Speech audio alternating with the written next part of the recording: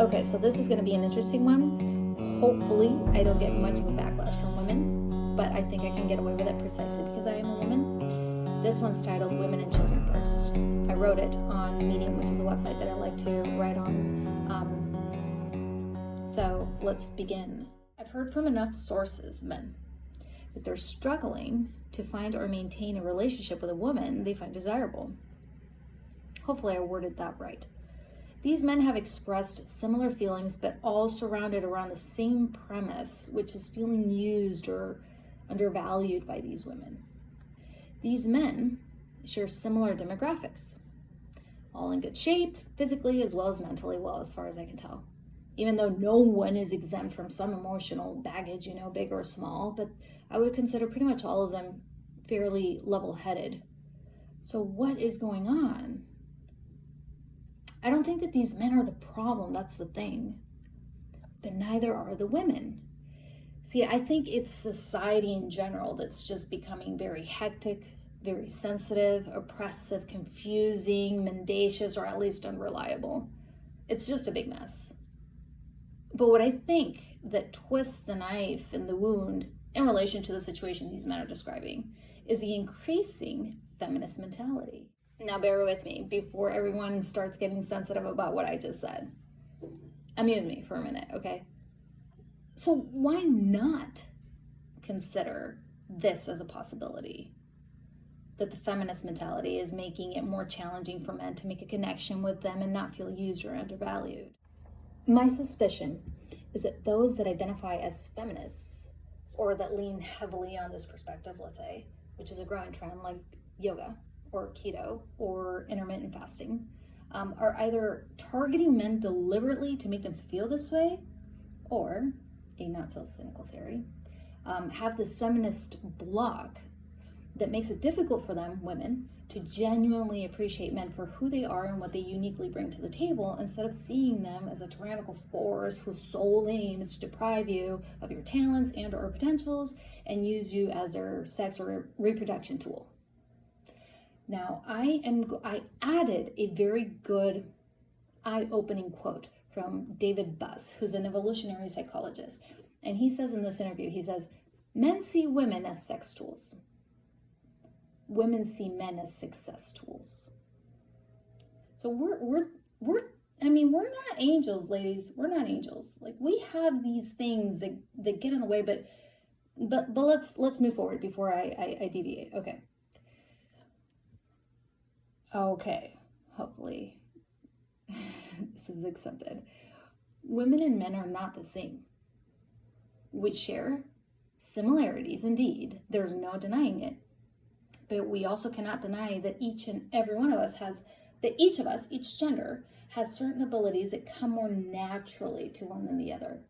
I understand that feminism can feel empowering, and it can be quite the motivation some women need during certain situations. However, I believe that instead of becoming addicted to this mentality and having this reflect on every inch of your life, I propose that this can be controlled or prescribed, let's say, for the moments when it is truly necessary. There is a difference. Also, this is important, let us not confuse men's track record for having difficulty understanding women's wants or needs, because let's face it, like, women can be quite the walking labyrinth, with men trying to hinder or prevent our success. There's a lot of confusion there. Don't confuse that. Oh, and another quick note regarding the topic of feminism, before I move on to another point that I wanted to touch on. I often hear women requesting for equality. Quite frankly, fellow women, you need to think about this for a moment. Knowing you, since I am one myself, this is not what you really want. Be careful.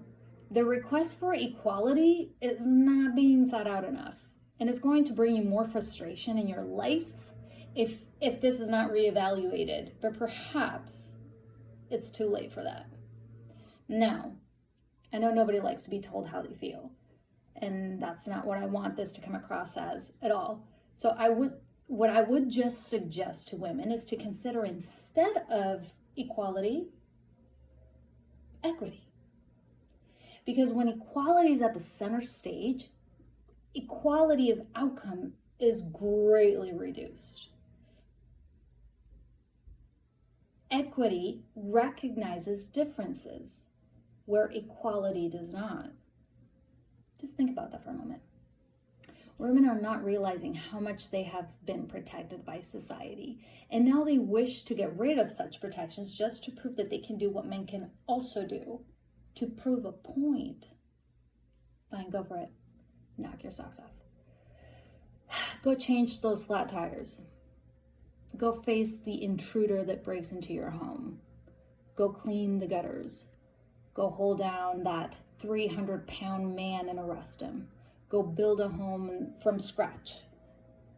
Go stay back while the ship is sinking and let men with their children survive.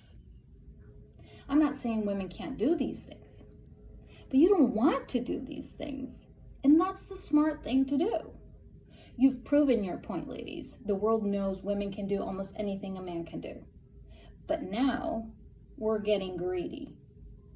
Women want the spotlight, and it seems that women are willing to sacrifice many things to achieve this.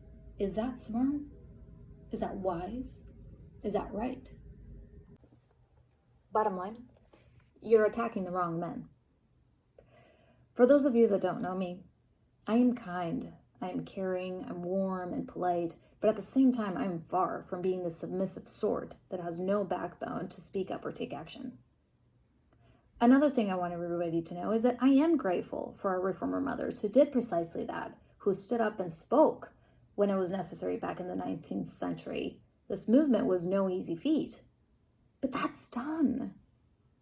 There should be no resentment against the men who all they wish to do is build a future with you. Is it not enough for women that they are most likely the reason, or one of the reasons, why men generally live less than they do? Nature, nurture, heaven and home.